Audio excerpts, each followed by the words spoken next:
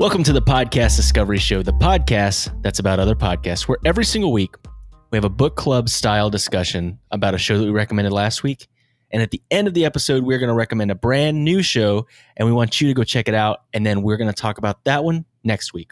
I'm Kirk. And I am Zach. And this week we are continuing our spooky month where we try to scare ourselves with podcasts.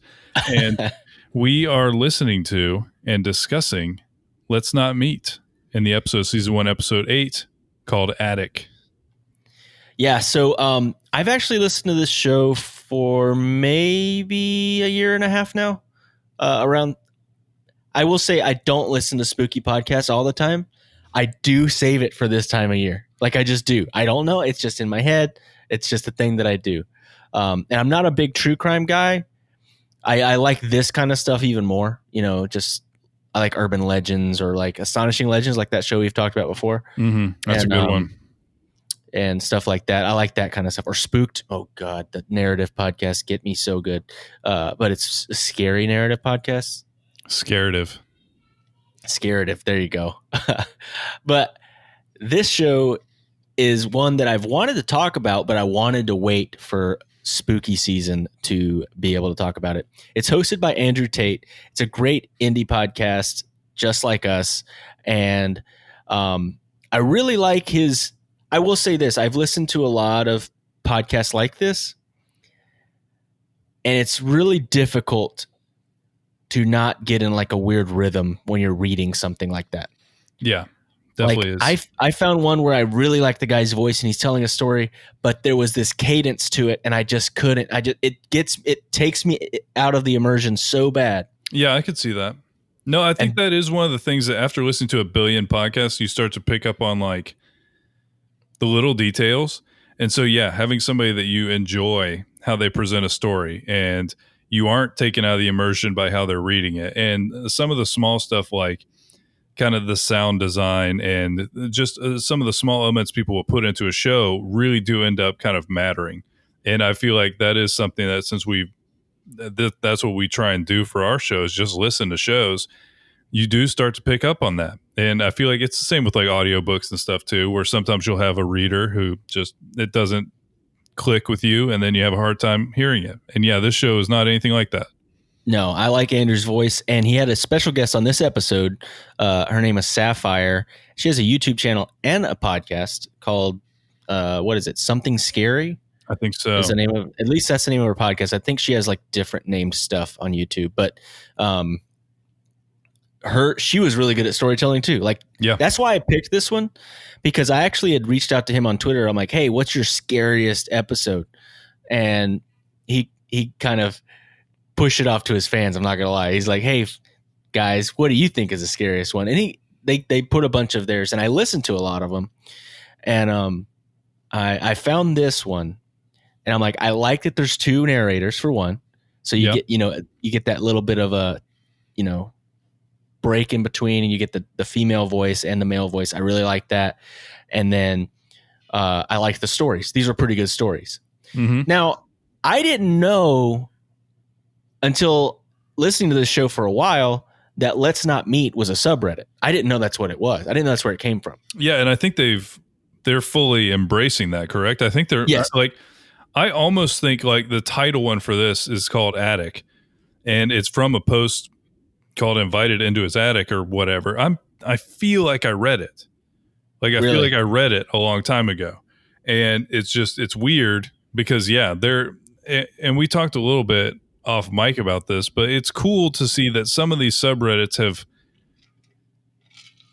taken on a life of their own. There have been short films made. There have been people who've gotten jobs. There has been a lot of things where people go onto Reddit, they create content for whatever random subreddit they're in. And there's a lot of random subreddits, but because of some of these, people have broken into an artistic category they were trying to get into. And so this is another kind of cool version of that, where they're adding an extra layer on top of these stories that people are writing, because it ends up playing like short horror fiction is what Let's Not Meet is like. And I mean, it's not, there's some that are more kind of like intense horror This one's more like kind of creepy and atmospheric. Yes. Yes. I feel like that's a key for it being like slightly real, because I'm sure you can find some subreddits that are writing about like monsters or whatever else. But this one, they kind of focus on things that just are like when you think about what the story is about, then it creeps you out more, which I feel like is kind of that atmospheric thing I'm talking about. Yeah. So you have to suspend your disbelief to a certain extent because this is supposed to be all true stories. So we know that some of these probably are not. But I want to get your opinion as we go through these, whether you think this is a true story or a fictional story that someone just wrote really well. Sure. I mean, you can't, a lot of these you can't fact check. I mean, I guess none of these you could, there's I guess if they actually called the cops and there, depending on the state that it's in, if they have, like Florida, you could probably fact check a lot of things based off of where it was at, but you don't even know what city a lot of this stuff was in. You know what I mean? No, and some of it is so like we'll get into it, but some of it's so small that it's not like okay, and then this huge thing that was newsworthy happened. It's usually like something creepy that was narrowly avoided. And that's the thing; it's all narrowly avoided, so it's not going to be a news article most of the time, or anything like that. So, the first one, and this one was creepy. It was creepy about the mom that kept hearing some noises and she thought it was her husband, and she was a brand new mom, and so she was kind of like sleep deprived and stuff. And then she finds out that it was some dude that had snuck into their window and was watching her sleep. And his line was, "I like to watch you sleep." And then she screamed, and he ran away. He jumped out the window or whatever. Fake. I think that was fake. 100%. I don't. Okay, actually, I'm going to caveat that. I think this one is fake, unless it is just about her having sleep deprivation hallucinations. Then it's just awesome. Then it's literally just like a story of a new mother going through kind of the most extreme moment of her life and having no sleep, literally to the point where she starts hallucinating that doors are opening and closing and there's figures in her house and like things are happening. And so then just good story. That sounds like a freaking good movie. That's what I'm saying. That's a much better story, right? It is a better story. Because here's the thing that broke it for me is like she sees him, she's like, "What are you doing here?" or "Who are you?" And he just like giggles. He's like, "I like watching you sleep." And it's like, okay, yeah, right. This is this is not that any, like, I feel like a creepy person, why would they not stay outside? Or why would they react that way unless they're like a cartoon character? And if they're like creepy enough to break into your house to watch you sleep, first of all, if the window's like open, just stick your head in the window and watch them. Like, you don't have to come stand next to the bed, for one. Yeah. For another thing, like, if you're that creepy, you're probably like a murderer or something. It would seem that way. So it's like, I don't know. It's fake. I think that one's fake. To add another caveat to this, it doesn't make the story any less well presented. Like it's a really well presented story. It's fun to listen to, but yeah, I don't think that one's real. But and I hope that this doesn't offend Andrew when we talk about whether we think the stories are real or fake, because it doesn't mean that the stories weren't good. No, the show's great. I think it's a fun thing to discuss. Yeah. A fun little part to parse about the stories. Then they talked a little bit about I'm probably going to get the order wrong because they weren't in order right on the description, because I was watching the description as I was listening to it. But they talked about the nanny that tried to kidnap the girl through like a voodoo ritual or whatever. Yep. I think that one is plausible. Yeah, I mean, real-ish. Like how do you confirm or deny that some nanny was crazy and tried to kidnap a little girl? That happens. That happens for sure. It's that most of these, I feel like they do leave it blurred enough that you can't really tell. Yeah, and this one was read by Sapphire. She really did have a good reading voice. Like she really did. She didn't have any like I said, no like weird cadence or anything when she talked. No, and I really appreciate people that can narrate. You know, it's very difficult. It is. It's really difficult. And that's why LeVar Burton doing what he does all the time since we were children is like mind blowing. I saw a tweet the other day about LeVar Burton, and it was just so funny. It was like, why does LeVar Burton throw so much shade about that butterfly in the intro to Reading Rainbow? I'm like, what are they talking about? And then it's like, I was thinking of it, and it was like, I can fly twice as high or something. So he's like throwing shade at the butterfly. Oh, he's like, stupid butterfly can't fly. Whatever you can do, I can do better because I'm reading books. I didn't know what he was talking about. I didn't know what that was referring to either. No, but like it's just funny. It really is an art to having very smooth and immersive reading ability. So this show is really great for that. Where if you like to just kind of hear stories like that. Have we covered LeVar Burton reads, or we've just talked about it a bunch? I think we've just talked about it. We can cover it because I want to listen to it. Like I'll listen to it anytime. I've listened to a lot of it. He's just so good.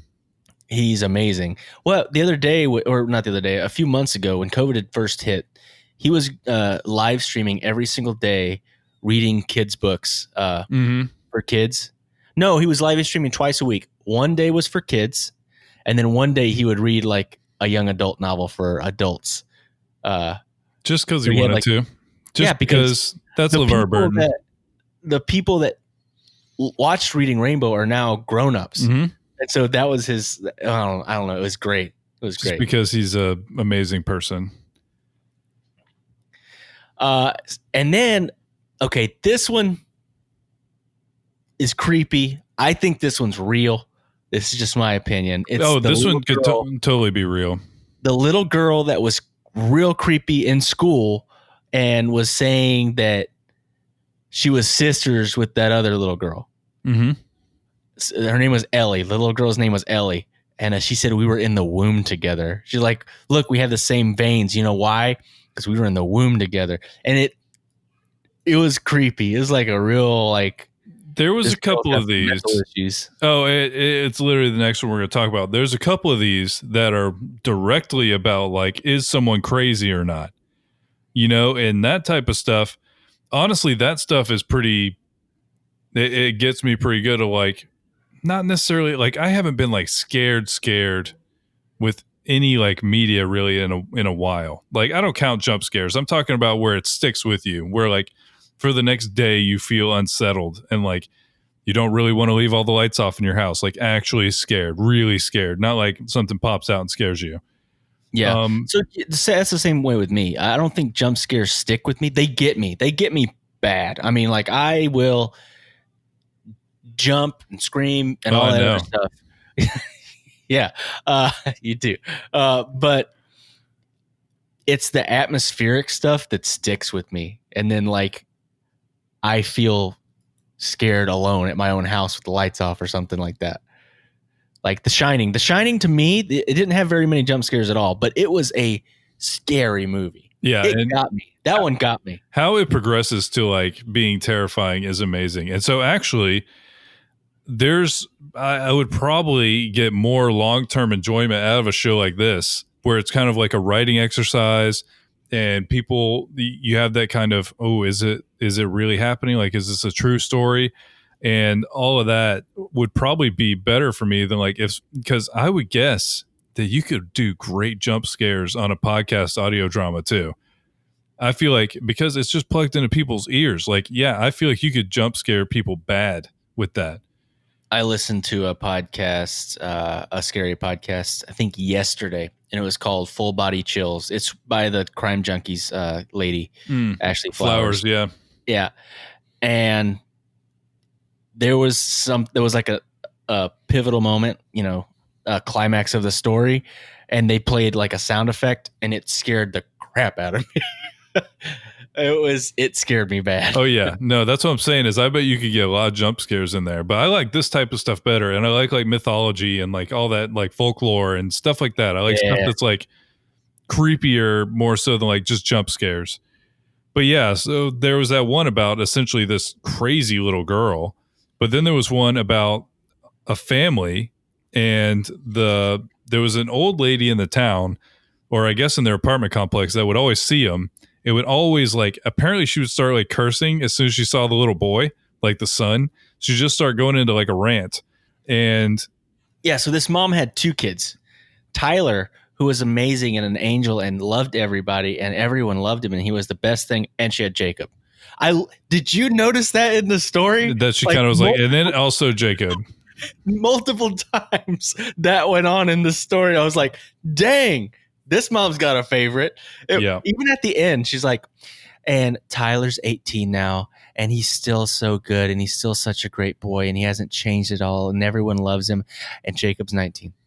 It was like, what the heck? I literally laughed out loud while listening to it the second time. I'm like, that's pretty funny. What can you do? No, this one was pretty crazy, and I think this one's on the line for me. I think it might be plausible. It's intense because, okay, if this, and there's no way to tell once again. So the story is essentially the lady always sees the little boy, the angel boy, and hates the angel boy. And then one night she literally breaks into the house with intent to kill the little boy. And so she's trying to break into his room with a screwdriver, and they have this whole interaction. What's going to happen? Somebody ends up coming and they get her out of there. To me, the part that made this interesting, and the part that made it so I mean, that could happen, is she was extremely mentally ill. She was highly medicated, and apparently she had a history of, if she went off her medication, she would start drinking, which would make that worse. And the all the detail on the end of this really made the story for me. So after she was admitted when this happened, because she was off her medication, she apparently said that the little boy reminded her of a child that they had lost. And she kept hearing from them that she had to kill the demon boy because he couldn't be alive. And them, disembodied voices, a whole them of talking, that's usually schizophrenia. And so if we're talking somebody that's extremely unwell and off their medication and abusing substances, having a psychotic break, that's not extreme fiction land. That's a real thing. Yeah. I mean, that one, it did seem pretty plausible. The only thing that got me, and was my sticking point on whether or not I thought it was real or fake, was the sticky door. The sticky door wouldn't open. You know what I mean? Yeah. I couldn't tell if that detail was exaggerated to make that, because that's the moment, the scary moment. Because she was literally trying to open the door and it was sticking.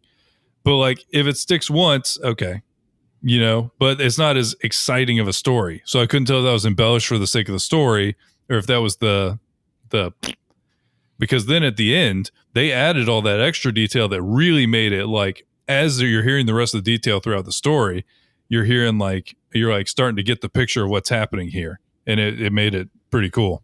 But it was a good one. Yeah, no, I liked that one. That was probably one of my favorite ones because it felt the most realistic, at least. Invited into his attic, I guess the title track for this episode. It was one of the shorter ones. It was pretty short. But if this one was real, it's terrifying and scary and really morbid. This is a morbid one. Oh, yeah. So basically, what was it? This little girl was at her neighbor's house at a friend, which was her friend. And the dad tried to get her to go into the attic. And she said she just felt uncomfortable. And she said she was little. She barely remembers it very well. And she said his face looked wrong. He didn't look normal. So she started going up there and she got scared and ran away and ran home. And she told her mommy or whatever. And then the next day they find out that the dad had got his daughter to go up in the attic, or his kid. I don't remember if it was a girl or a boy, and had murdered the daughter, murdered his whole family, then killed himself in the attic. Yeah, no, and they found out the night of. like the night that happened, because she woke up, or he or she, I can't remember if it was a boy or a girl that he was trying to lure into the attic. But whoever the storyteller was woke up in the middle of the night because their mom was holding them and crying. And then they looked out the window and they saw that there was cops all around the house. So the mom figured out what happened and went and got them out of bed and was just holding them crying. Once again, pretty cool storytelling. That's what I'm saying. This is a really cool show, and it's a good story. It's morbid and sad and scary. This one's I think the one that scared me the most, and I think that's why it's the namesake of it. It's just creepy, Mm-hmm. Yeah, no, but it ends up like it really is enjoyable to like hear all these stories because they're extremely creepy, and I feel like the stuff left unsaid is almost the main stuff. You start to put together pieces differently than a lot of times you would in other storytelling shows. So it's pretty cool. I like it a lot. Yeah, and then they had one story at the end, and it was just called The Face. And honestly, I think this one's definitely real. This sounds like a Florida man story, dude. It's just some creepy dude in a woman's bathroom is what it was. That's all it was. Yeah, no, the weird one, I guess, with that was that the security guards didn't care, or they knew who it was. They're like, I could not figure that out. Like, it's Tuesday, of course. No, it's Frank. It's Tuesday, and Frank's doing his bathroom check. He does it every week. Just settle down. Like, I didn't get that part at all. But other than that, yeah, that's creepy dude doing creepy dude things. I didn't hear anything that was like, I mean, how they described the face gave me a terrible mental image. But other than that, it wasn't anything like supernatural or anything like that. Yeah. So that was the whole podcast. Then Andrew interviewed Sapphire about her show and stuff like that. And it was a good interview. Mm-hmm. They talked about, her starting a podcast, her starting, when she started with YouTube. And I can relate a lot because he was talking about how he hated listening to his old stuff when he first started and stuff like that. Yeah. Ours is behind a paywall now. We don't have to worry about it. Listen to that. Then you got to be a patron. We've got some new PDS shorties going to be recorded soon. We just found some really good shows. Oh, they're so good that we went back and forth about like, should we just like actually cover this? But we feel like we also want shorties to be cool. We want shorties to be good too. They're going to be really good ones. And yeah, you're going to be missing out if you don't listen to it because they're really good shows. But I found a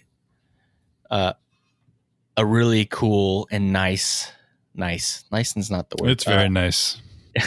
It's a let's not meet story. I want to see, Zach, I want you to critique me like Simon Cowell. I'm going to read this. I can't look at your face when I'm reading this. Stop it. I'm going to read this. It's not very long. And I want to see, you give me your opinion. I'm going to channel my inner Andrew Tate. Okay, let's hear it. This happened to me 2 weeks ago. I started university in September and therefore live in a students-only apartment complex. There are 4 other apartments in my hallway, and sometimes we just spend time in each other's apartments. I had the absolute horrible chance and ironic chance to lose my keys the first week of university. It wasn't a big deal. I simply paid for another key. After a week in my apartment, I started to notice that some of my stuff wasn't in the same place as I thought that I'd put it. It didn't scare me because I know I'm a distracted person and I probably did it without thinking. On the day of the incident, I was coming home earlier than usual with another student, Thomas, the boy that lives in the apartment next to mine. We got in, and when I unlocked my door, I saw a woman inside my apartment. Of course, it scared me, but I was about to ask her what the F she was doing here, and she told me, "Oh, sorry, I didn't know you'd be home this early. I'm the janitor. I clean rooms weekly." She then smiled at me and went out. I didn't know we had a janitor, but this kind of explained why my stuff was moving. Thomas then noticed that she had left her keys on my desk and said I should give them back to her. When I took a closer look, I realized that they were my lost keys. The night passed, and I decided to talk to the man in charge of the complex about this. I told him that the janitor See, I already messed up. See, They would edit that out. You're fine. Yeah, you're right. I told him that the janitor had lost. Okay, that's why it's written a little wonky. That the janitor that had my lost keys. Yeah, it doesn't make sense. So I didn't really lose them. And I asked for my money back. He just looked at me in a total incomprehension and told me, we don't even have a janitor. I just froze. Who the F was in my apartment for the past few weeks? Why was she there? We didn't call the police because nothing had been stolen, but I still searched for cameras in my apartment, and you never know with these psychopaths. I haven't seen her since then, and I'm glad to know that she can't enter the complex anymore without the badge or my keys. So that's the story. And I think that one sounds plausible and freaky. Yeah. No, I definitely think that. Who knows, man? People are weird. Give me your critique. I thought it was good. Sounded good. Ayo. We just need some like spooky music underneath. All right, Andrew Tate, I'll come on your show anytime and read a Let's Not Meet story with you. And I didn't even get to read one. So Kirk ripped me off. I ripped you off hard.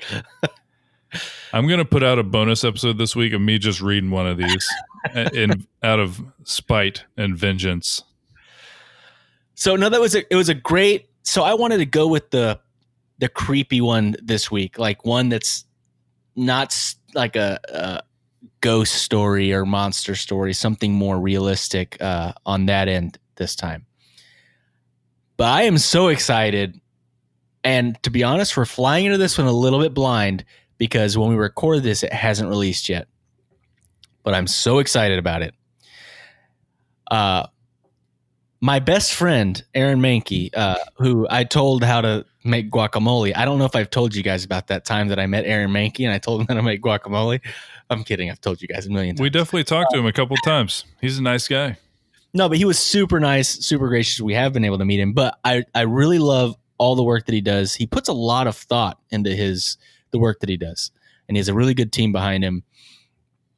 And he's gotten a lot of attention because of how much work he puts into his stuff. And he's got a brand new show that's going to drop on the 19th, which is, you'll hear this once it's already dropped. But if you're watching the live stream, this hasn't dropped until Monday. It's called Aaron Mankey's 13 Days of Halloween.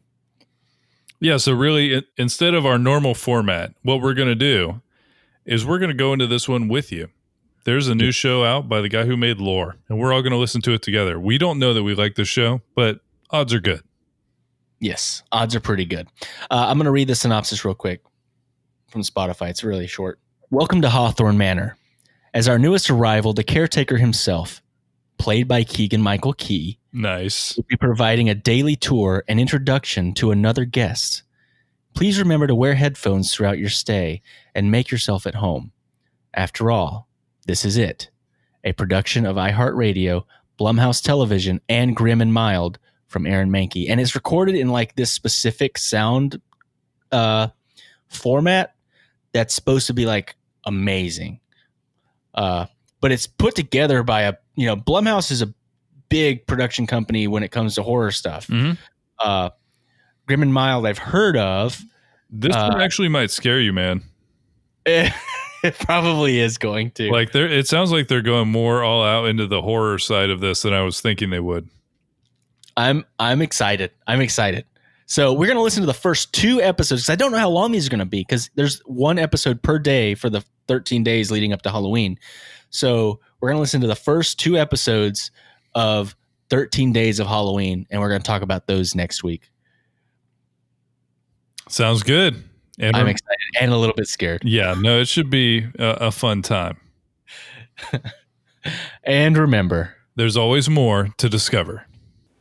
Well, since Kirk didn't tell me that we were getting an audition for the show, I had to record this afterwards, but I wanted to do it anyways. So I'm going to read a post from Let's Not Meet. So let me get a couple of things straight. Our little village was the kind of place where everyone knows everyone, and I could count the amount of houses on 2 hands. We were a really quiet and close-knit community, and nothing ever happened there. Proper out in the sticks stuff. One night a few years ago, my mom and stepdad had gone out to this concert and left me in charge of my little brother and the dog. I wasn't very old, about 14, and I felt really proud that my parents trusted me enough to do that. I thought I was a pretty cool big brother, and I thought we'd be doing cool babysitter stuff like staying up late, eating pizza, etc. I'm kind of glad we did, because I don't know what would have happened if we hadn't. At about 10:30, the power cut out. I didn't think anything of it, because the weather hadn't been great lately, and I figured that had something to do with it. I got some candles out of the cupboard and lit them, and put some of our favorite songs on. As soon as I sat back down, Sonny, my little brother, turned to me, and being the weird little kid he was, told me very calmly that someone was outside. I was a little perturbed by him, but the dog hadn't done anything, so I presumed it was just the neighbors or something. He just shrugged and went back to his drawings. There's a running joke in our house that you don't need a clock with the dog around, because he's such a creature of habit that he will consistently get up at the exact same time every night to tell you that it's time to initiate his nightly go-to-bed protocol. It was about 3/4 of an hour after the power went out when my dog decided that now was the time. I told Sonny to go get the dog his biscuit while I let him out for a piss. Now, our kitchen is an extension to the original house, and so as such has a flat roof that's completely low to the ground compared to the rest of the house, and offers easy access to the bathroom window. As I open the door so the dog could go do his thing, Sonny pushes past me in the doorway and whispers, "I know you're out here, and I'm calling the police." As he turned around with the biggest, proudest smile you've ever seen on his face, there was a very distinct rustling coming from just above the doorway. I don't think I'll ever forget the way Sonny's face dropped when he looked just above my head. I looked up. The man sitting on the roof above me panicked, tried to kick me, and then ran off the next door's garden, and presumably into the cornfields surrounding our village. I was scared shitless, and Sonny was bawling his eyes out. I ushered him inside as quickly as I could and got a knife from the kitchen. We both went to his room, and I told him to try and sleep while I waited for our parents to come back. It was an agonizingly long 4 hours before they did. My stepdad immediately went outside to check to see if everything was all right. I heard them talking about how something had smashed into the fuse box. Obviously, we called the police, but they didn't come until later that day. They did a search of the immediate premises and found a makeshift bed in a nearby disused barn, along with pictures of silhouettes of us in the shower through the frosted glass.